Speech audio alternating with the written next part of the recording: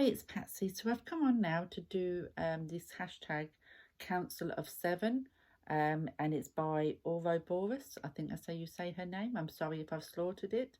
But yeah, and the idea from what I can gather is I think different people are taking on different takes.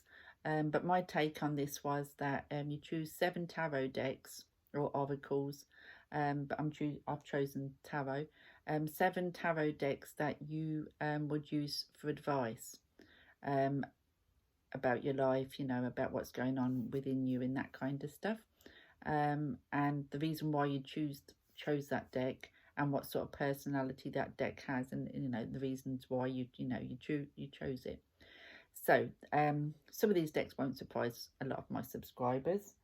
So firstly, an important part of my work on myself with the tarot is to do with my past lives, because I do think that past lives do impact our lives we're having now.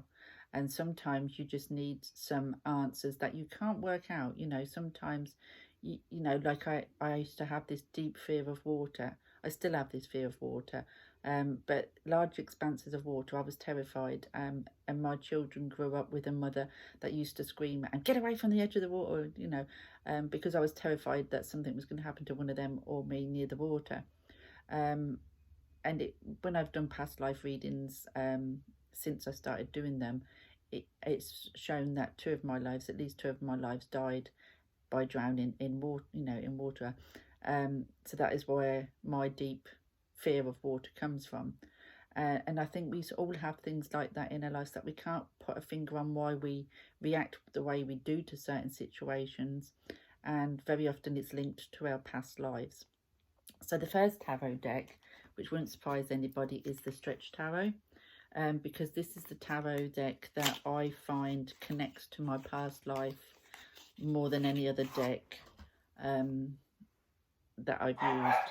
It's very, you'll have to excuse the dogs, they're in the kitchen and they've obviously heard something outside.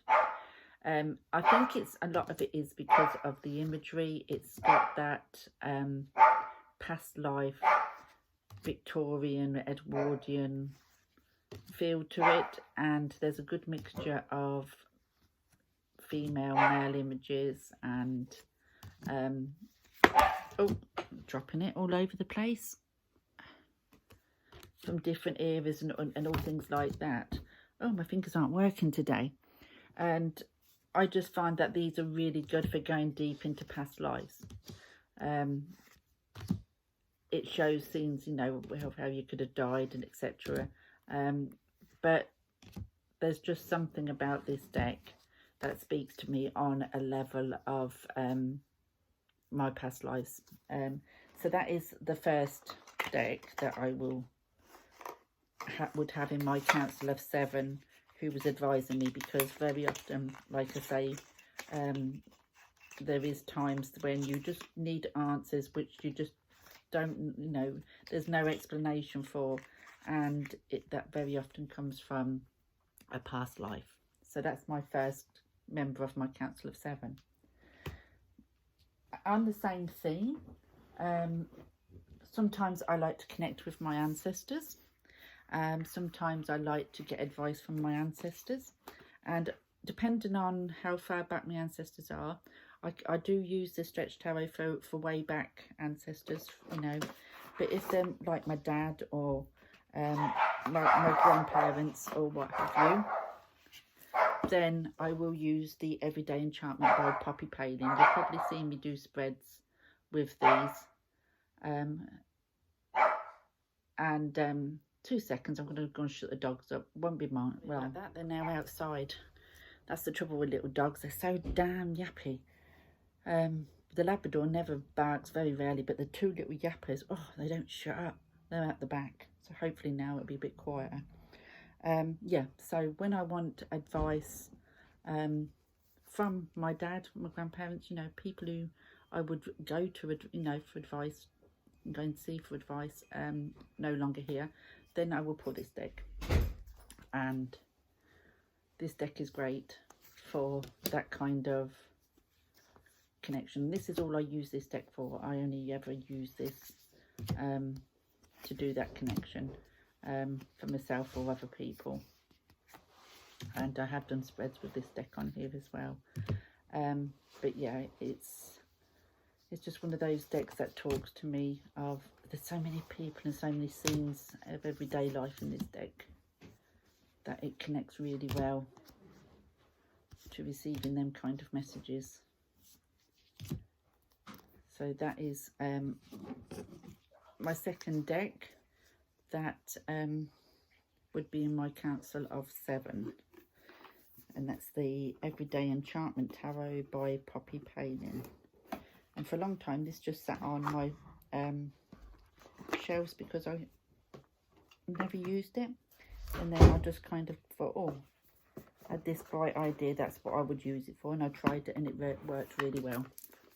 So there we go. So that would be my second member of my Council of 7. So my third council, it would be this one. Now this deck is very surprising. It's whole nature is a deck that surprises. It's the Nicoletta Ciccoli, and I use this only for myself. This is just a deck that I use for myself. And the reason why this is surprising, because you would think with all these images that it's got like a childlike nature to it, but it's not. It's one of those decks that when I know there's something that I'm trying not to face, if I get this deck out and pull myself some cards to spread, it will slap me in the face and it will deliver the message strong and clear, and I know that I've always known it, but it takes this deck sometimes to tell me. It's not a childlike at all. It's very in your face, very intuitive, this deck. I don't use it as like that's the 6 of Wands, you know. I don't go like that. It's the actual intuitive hits I get, and I'm dropping them again. Intuitive hits that I get from the actual cards. So this is a very surprising deck. If you think it's a light and fluffy, childlike deck, it really isn't. It's one of those that really hits you in the face and delivers a strong message. Very good for inner child work as well. It's very good for that too. But that would be my number 3 in my Council of 7 for that reason, because sometimes I don't face things full on, even though I know I should. And I get this deck out and it steers me in the right direction and tells me something I already know but probably don't want to hear. But it's very good. So, oh, don't want to go back in the box. So that is the Nicoletta Ciccoli. The next deck that I'm going to show you is this one, the Joie de Vivre Tarot by Paulina Cassidy. This is one of my favourite decks. Now this one has got a very whimsical fairy images on it, and I love this deck when I suffer from anxiety and I get depression as well, especially since my eyes. The depression side, I've always suffered anxiety, but the depression side has kind of come on with my eyes.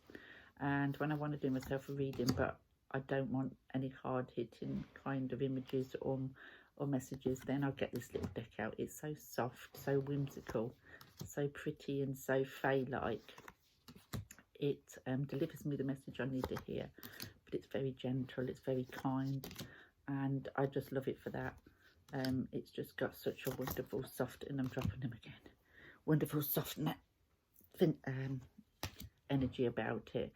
So when I want that soft, nice approach to receiving a message, then this is the cards that I will pull out, because it delivers what I need to know, but in a nice, gentle way that makes me listen. So yeah, so that would be my number 4 in my list of 7 counts. So the next one, because I love my Fae decks. The next one is also a Fae deck, and it's the Tarot of the Hidden Realms. And again, this is one of my all-time favourites as well. And the reason why I love this deck, not only because it's Fae, but and the reason why it's in my Council of Seven, this deck makes me look at things from a different perspective. Again, this is one I use mainly intuitively. The images are absolutely gorgeous.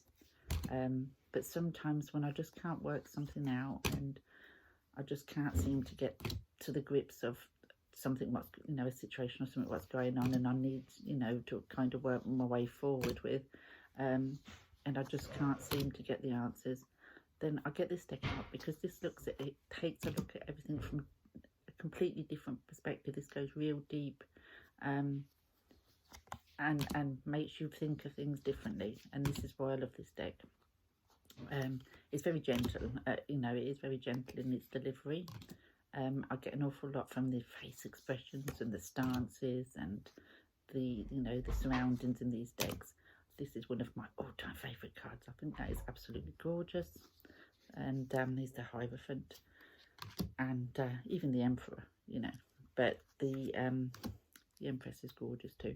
But there's some gorgeous cards in here. But like I said, this is the one that the Pawn King, that I want to pull out when I just need to look at things from a different angle, from a different perspective. And if I also, this deck brings me a lot of joy too. It's a lovely deck, a lovely happy deck. So that is the Tarot of the Hidden Realms, and that is number 5 in my Council of 7. So the next one, sometimes, like I say, because I have this real anxiety, my head's always really busy sometimes, with lots going on, you know, my head just goes round and round and round, and sometimes I need to get past that, and I need to get to the heart of things and to the centre, you know, centre of the self, and look at things a bit more compassionate, if you like, not quite so focused and being so strong-minded and or whatever, you know what I mean, and I let my mind take over. So when I want to reconnect with my heart centre, and, you know, then I use this one. It's the Art of Love Tarot by Tony Carmine Salerno. And this has got like keywords on the bottom, and I don't normally like keywords on the bottom, but with this one I find it, the keywords fit it quite well. I've never had a problem with them. If they fit well, I notice them. If they don't fit, then I don't notice them. So but there's just something about Tony Carmine Salerno's artwork that I love anyway. But this deck, I think, because it also has a lot of angels in it, that's a 6 of angels, it just delivers a message that you need to hear, or help that you, guidance that you need to hear, but it comes from the heart centre rather than the logic of the mind and the confusion that my mind sometimes has. So whenever I want to go back to my heart centre, this is the deck that I'll always go and pull. It's a gorgeous deck. So that would be my number 6 in my Council of 7 of Helpers.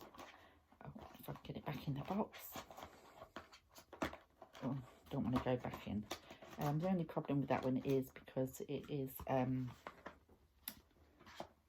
a blue angel. It is a glossy cardstock, as most of their decks are. And lastly, in my Council of 7, shadow work.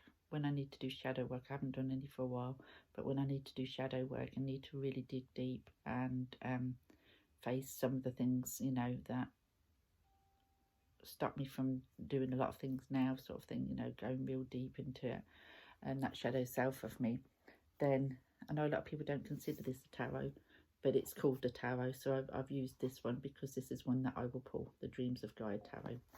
And this one I use with the book very often. When I do, if I'm using it just for, and look at the size of the book, do you know what I mean? If I'm using it just for a couple of cards, I don't worry too much, but if I'm doing a deep spread, then I do, because the actual book is brilliant. The book is so in depth, and it's very clever, the book, and this is, for me, for inner work and shadow work. This deck works brilliant. It brings so much out and makes me face so much with the book, because it's the writing in the book, I think, as well as the images of the card that do it for me. And of course, because of my eyes, I'm not able to dig into the book too much, so that's why I haven't done much work with these lately. But this is a great deck for delving into dark places of your mind, of your body, whatever you. And for that, I love this deck, and I wouldn't part with this deck for that reason, because it is great for that. So that is my number 7 in my council of 7. So it was an interesting, made me really think about that, you know. But yeah, that's my council of 7 that I use when I want to go deep and get some answers from within. And thank you for the hashtag. It was a great hashtag to do. And I look forward to watching some more. I've been watching a lot, but I should carry on watching them as I see them. Thanks for watching. Bye for now.